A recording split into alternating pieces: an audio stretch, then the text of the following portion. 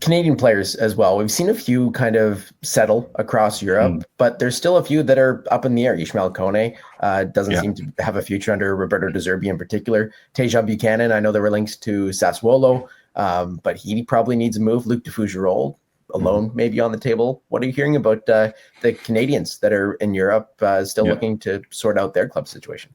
Well, Kone is the one that fascinates me the most, because I think he's a player that can help a lot of clubs right away. And as you said, Olympique Marseille went on the spending spree last year, right? Signed a lot of players. And then De Zerbi kind of sifted through it all and said, well, these are the players I can use, these are the players I can't use, and Kone fell through the cracks. What I don't like about his situation is that he's a young player and he's already moved around a lot, right? And you compare that to the pathway that some of the other Canadian players have undergone when they were successful in Europe. There was always a lot of consistency there. Jonathan David went to Belgium, stayed there for a bit, then he went to France, was there for quite some time. Now he's making the move to a big team with Juventus, but it took his time, right? Alphonso Davies went to Bayern, has been there the entire time. That is one, I think, where he's already seen a lot and has played for a lot of different teams. He was in England, he was in Italy, now he's in France, been on loan there. And so we kind of just want him to maybe go to a club where he can just have a few years to develop. Like another guy that I think of who's now bursting onto the scene is Promise David, right, in Belgium, who's made the decision to stay put. So he can develop. And I think that is kind of what we need to see from Ishmael Kone. We need to see him go somewhere where he can just mature for a year or two. And so, that's where I'm with him. Tejan Buchanan, I find fascinating as well. Don't hear too much where he could be going. That terrible injury that he suffered, I think really kind of slowed him down. Same thing. He needs to go to a club where he just plays regularly. And rather than thinking big, again, maybe one of those medium-sized clubs somewhere in Europe. Sassuolo, you mentioned, sure, that sounds great. So if he can play every week, that's fantastic. You think Sassuolo is a good fit? Alex made a good point in the last show that it kind of feels like that would be the low end of the bar. Like there'd be more to it. That maybe there's another level that he can still hit. Yeah, but he was in Inter, right? And I thought that move was premature. So did I. And I was hopeful, though. The problem with Buchanan has always been that the numbers aren't there, like the raw numbers, right? There's no high goals and assists numbers wherever he's been.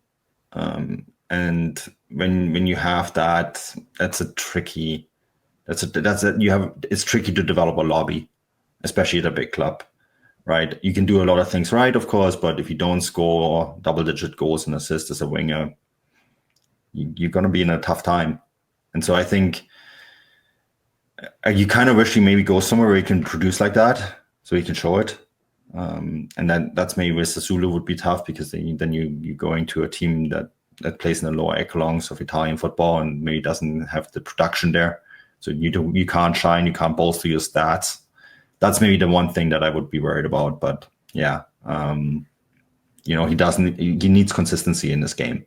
And that's definitely what needs to happen next year. You mentioned Promise David and committing to wanting to stay in Belgium. I think that was the right move. However, I think that he's going to show, even if he matches last season in the Champions League, he's going to have teams jumping over each other for a January move.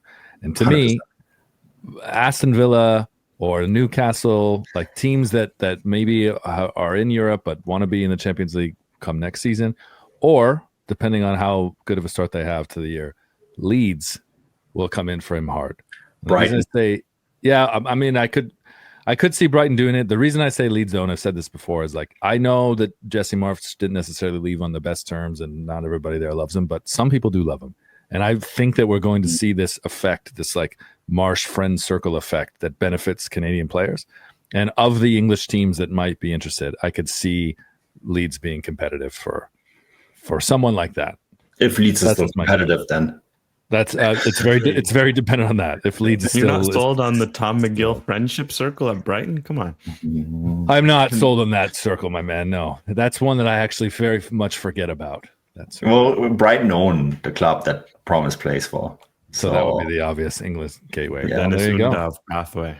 I could see that. I mean, David was linked to Stuttgart, and if they get lots of money for Waldemar, maybe they come back in for him. But yeah, I understand for now he wants to stay put because Union, the club he plays for, right, Union Saint-Gilloise, they are going to probably sell Franjo Ivanovic this summer, and so I don't think they're too interested in losing two strikers.